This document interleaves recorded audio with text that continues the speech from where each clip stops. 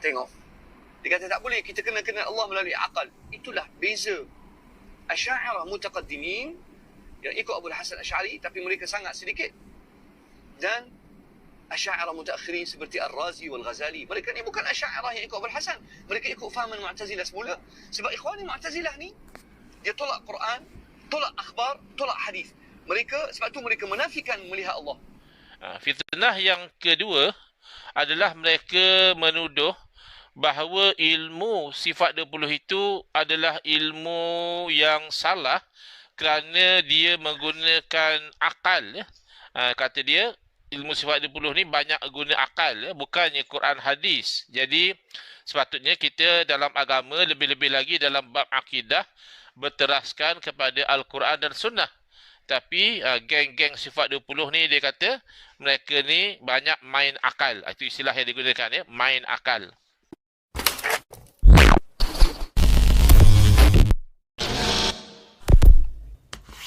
Yang kedua, tuduhan mengatakan kita ni jangan belajar tauhid sifat 20 sebab tauhid sifat 20 ni adalah ilmu yang main akal. Kita beragama Quran dan Sunnah. Jadi sinilah saya selalu bergurau, saya kata penyakit BAK, penyakit biar bodoh asal confident. Jadi na'udzubillah, kita minta mohon lindung dengan Allah Ta'ala daripada dihinggapi oleh penyakit macam ini. Jadi yang saya ingat orang yang menunjukkan simptom penyakit biar bodoh asal confident ni adalah orang yang masuk komen dalam Facebook. Dia dengan confident mengatakan, Ustaz, saya dalam bab akidah ni saya berpegang dengan Quran dan Sunnah. Tak bodoh, betul tu. Yang dia cakap tu betul. Tapi bila dia sambung, saya tidak guna akal. Dalam akidah, kata dia, saya berpegang dengan Quran dan Sunnah, saya tidak guna akal. Jadi bila dia kata saya tak guna akal, dalam keadaan dia mengaku ikut Quran dan Sunnah, itu yang nampak kebodohannya di situ. Walaupun dia confident bercakap. Kebodohan di mana? Seolah-olah dia menfitnah Quran dan Sunnah, melarang umat menggunakan akal. Saya ikut Quran dan Sunnah, jadi saya tak guna akal. Oh, sejak bila Quran dan Sunnah melarang umat menggunakan akal? Bahkan sebaliknya, Quran dan Sunnah yang melarang manusia daripada tidak menggunakan akal. Afala ta'qilun? Kenapakah kamu tidak menggunakan akal? Afala tatafakkarun? Kenapakah kamu tidak berfikir? Wa fi anfusikum afala tubsirun? Dan dalam diri kamu sendiri, kenapa kamu tidak perhatikan? Yakni dengan akal fikiran. Kerana dalam diri kita ni, kalau kita perhatikan dengan akal fikiran, sudah ada tanda-tanda kewujudan Allah. Dalam diri kita sudah ada tanda-tanda kewujudan Allah, sudah ada tanda-tanda keesaan Allah, sudah ada tanda-tanda kekuasaan Allah. Saya bagi contoh yang paling mudah, ataupun poin yang paling mudah adalah the fact that kita ni wujud selepas tak wujud, itu sudah speak volume about the existence of God. Sebab setiap yang wujud selepas tak wujud pastilah diwujudkan. Tak mungkinlah kita ini mewujudkan diri kita sendiri. Kerana untuk mewujudkan sesuatu yang mewujudkan mestilah wujud dahulu. Tak mungkin sesuatu yang tak wujud boleh mewujudkan. Dan kalau sudah wujud, apa perlunya lagi mewujudkan? Kalau kata mewujudkan diri sendiri, mustahil. Kerana yang mewujudkan mesti wujud dulu. Kalau dah wujud, tak perlu diwujudkan lagi. Maka nak tak nak, oleh kerana kita ni wujud selepas tak wujud, maka kewujudan kita yang selepas tak wujud itu menunjukkan kepada Yang Maha Pencipta. Yang Maha Pencipta tentulah yang tidak diwujudkan. Kalau Yang Maha Pencipta juga diwujudkan, berarti diwujudkan oleh yang lain. Makanya jadi makhluk. Jadi ini sebenarnya adalah akli. Wa fi anfusikum afala tubsirun. Berarti Allah Ta'ala menggalakkan kita menggunakan akal. Bahkan menggunakan akal sebagaimana yang kita lihat seimbang di dalam pengajian tauhid sifat 20 ni, ada dalil akli guna akal, ada dalil nakli guna wahyu. Seimbang. Kerana tidak bercanggah akal dan nakal. Tak mungkinlah wahyu itu mencanggahi akal. Yang paling-paling berlaku adalah mencanggahi adat sebenarnya. Macam orang kata tak mungkinlah, tak masuk akal lah orang berjalan atas air. Sebenarnya berjalan atas air bukan masalah tak masuk akal. Itu tidak biasa dengan kebiasaan, adah. Maknanya kalau ada orang boleh berjalan atas air, itu luar biasa, bukan luar akal. Tapi kalau yang tak masuk akal, itu seperti mengatakan Tuhan lemah, mengatakan Tuhan banyak, mengatakan ada anak bagi Tuhan, itu mustahil. Itu yang tak masuk akal. Jadi kadang-kadang orang sudah tidak dapat beza antara yang mustahil adat, makna dari segi kebiasaannya itu tak berlaku, dan mustahil akal, yang macam mana pun tidak akan berlaku. Yang mustahil adat ni masih boleh berlaku, tapi jarang lah. Dia tu ada panggil kharik lil adah, sesuatu yang mencarikan adat, ataupun bahasa modennya luar biasa, sesuatu yang luar biasa. Jadi menggunakan akal itu adalah uslub Al-Quran. Bahkan Allah Subhanahu Wa Taala ketika ketika Allah membuktikan tauhid dan Allah menolak syirik, Allah menggunakan dalil akli. Jadi golongan yang anti kepada dalil akal, mereka sebenarnya anti cara Allah. Dan macam mana nak berdakwah kepada non-Muslim kalau kita menolak dalil akli? Kita kata pakai Quran hadis. Orang bukan Islam, mereka belum pegang Quran hadis. Kalau orang bukan Islam tanya kepada kita, kamu percaya kepada Allah, macam mana kamu tahu Allah wujud? Padahal kamu tak nampak Allah. Padahal kamu tak pernah dengar Allah. Padahal kamu tak pernah pegang Allah. Lalu macam mana kamu boleh percaya dan yakin bahawa Allah wujud?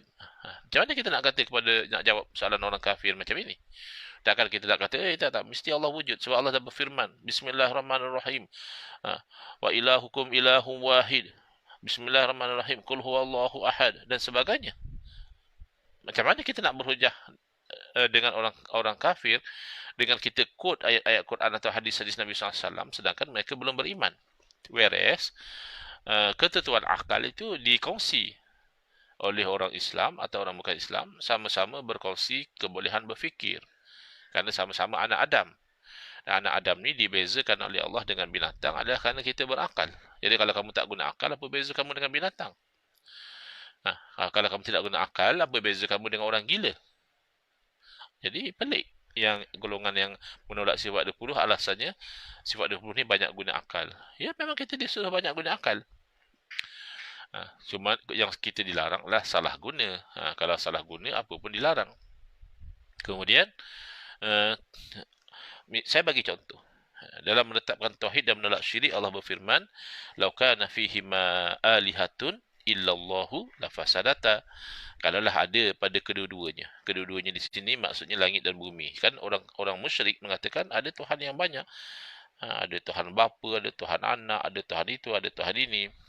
Jadi menolak dakwaan batil daripada orang musyrikin ini, Allah berfirman, kalaulah pada langit dan bumi ini ada Tuhan-Tuhan yang banyak. Padahal Tuhan satu. Kenapa Allah berfirman kalau Tuhan banyak? Berarti di situ oleh kerana pada realitinya Tuhan tidak banyak, tetapi Allah menyebut kalau Tuhan banyak, berarti Allah memerintahkan seseorang itu agar membayangkan dengan akal sahaja. Dalam realiti tidak. Dalam realiti Tuhan tidak banyak. Tapi bayangkan dengan akal sahaja. Kalau Tuhan banyak, la fasadata, nescaya binasalah langit bumi. Kenapa pula macam itu?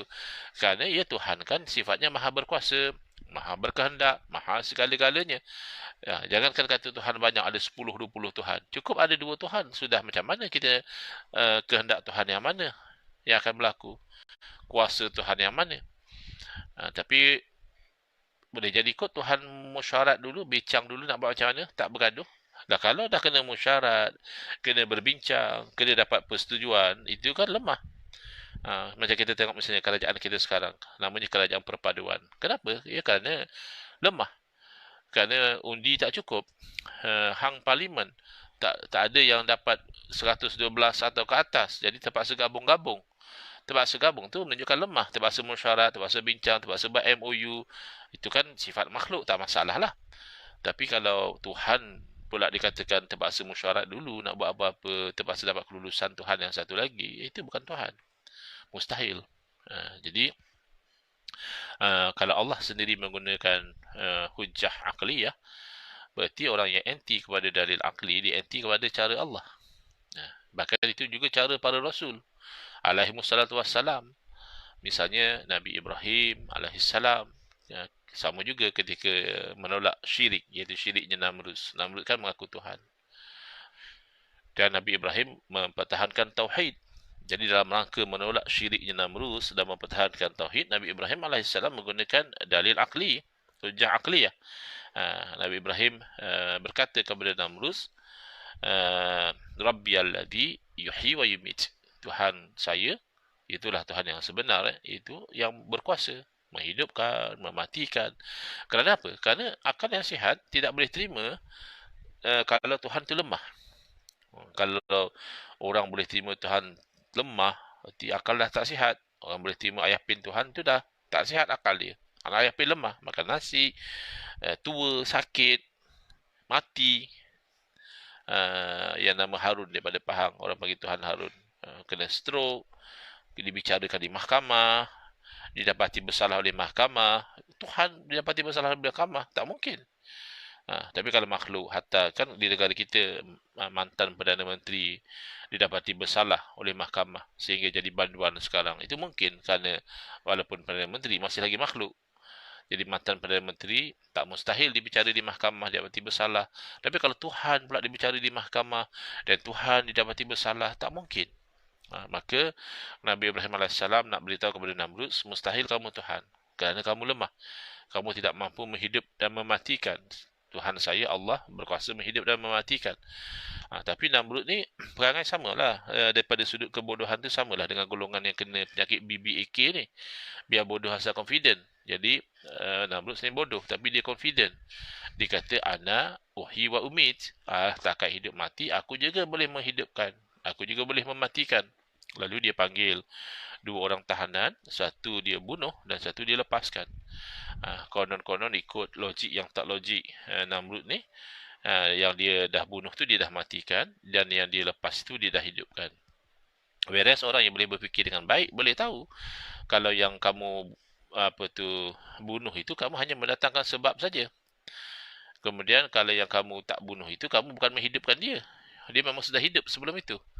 Kamu tinggal tak bunuh dia saja, itu tidak dipanggil menghidupkan.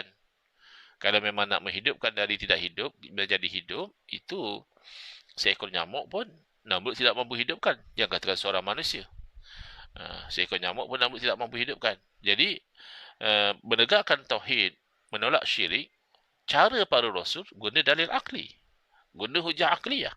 Ini mana datang geng-geng yang tolak dalil akli dengan alasan ini main akal. Bukan main, guna akal, bukan main. Begitu juga Nabi kita, Nabi Muhammad sallallahu alaihi wasallam, ada kalanya baginda dalam mengajar tauhid, baginda menggunakan hujah akliyah. Contohnya dalam ilmu tauhid, khususnya kita kata tauhid ahli-sunnah wal jamaah. Kita yakin bahawa pada hakikatnya segala sesuatu itu adalah daripada Allah. Baikkah, burukkah, hakikatnya daripada Allah. Walaupun zahirnya manusia yang buat, walaupun zahirnya makhluk yang memberi kesan, zahir saja, hakikatnya kesan daripada Allah. Jadi begitulah Nabi SAW memberitahu hakikat tauhid, la adwa. Hakikatnya tidak ada jangkitan. Orang sakit itu adalah kerana Allah yang takdirkan dia sakit. Bukan kerana dia berjangkit daripada orang ni, dia berjangkit daripada kuman ni, tidak. Tapi itu hakikat. Dari segi asbab, ya, kita ambil kira kalau orang sakit kusta misalnya, kalau kita duduk hampir dengan dia, boleh berjangkit pada kita. COVID-19 misalnya, ta'un dan sebagainya, itu kita ambil kira. Dan bahkan Nabi SAW ajar syariat bahawa kalau kita tu pergi ke satu negeri yang sedang dilanda oleh wabak ta'un, Nabi SAW beri panduan dari segi syariat, kalau kita tu masih berada di luar negeri tersebut, maka kita jangan masuk. Kerana dari segi asbab, cause and effect, masuknya kita ke negeri yang dilanda ta'un boleh mendedahkan kita kepada jangkitan. Demikian, yang duduk dalam negeri jangan keluar. Ini konsep kuarantin, ya. Kerana keluarnya orang daripada kawasan rebakan itu sudah menjadikan rebakan itu makin luas. Kerana dia sudah boleh jadi carrier kepada virus atau apa. Itu asbab, cause and effect. Hakikat tidak. Hakikat penyakit daripada Allah. Tapi bila Nabi SAW bersabda la adwa, hakikatnya tidak ada jangkitan, penyakit itu adalah daripada Allah. Orang Arab Badawi, ya, Badawi ni makna Arab kampung, dia macam susah nak faham. Maklumlah orang kampung kan, nak faham ilmu hakikat yang Nabi sebut tu hakikat. Dia tanya, ya Rasulullah, macam mana tidak ada jangkitan? Saya lihat ada beberapa unta yang sihat, melompat sana, melompat sini. Bila masuk unta yang berpenyakit, akhirnya unta-unta lain juga berpenyakit. Kan ada jangkitan. Jadi Nabi SAW faham kalau orang Arab Badawi ni, level of thinking dia tu masih stuck dengan level asbab. level cause and effect. Belum dia pergi kepada level hakikat. Jadi untuk memudahkan orang Arab Badawi ini memahami hakikat, Nabi SAW menggunakan hujjah akliyah. Menggunakan premis akal. Dengan satu soalan membuka minda pemikiran orang Arab Badawi tadi. Nabi SAW bertanya kepada Arab Badawi tersebut, Faman a'dal awal.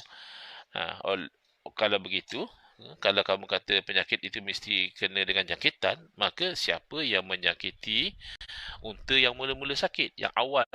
Kamu kata, okeylah 4-5 ekor ni berjangkit daripada unta tadi. Habis unta tu, takkanlah dia bersambung tak putus-putus. Unta ni berjangkit pada unta ni, berjangkit pada unta ni, berjangkit pada unta ni, berjangkit pada unta ni, tak putus-putus. Ini nama tasalsul. Tasalsul tu mustahil. Mustahil tu hukum akal. Itu macam mana? Mereka menolak sifat 20 dengan alasan sifat 20 ni guna akal. Memang kita disuruh guna akal.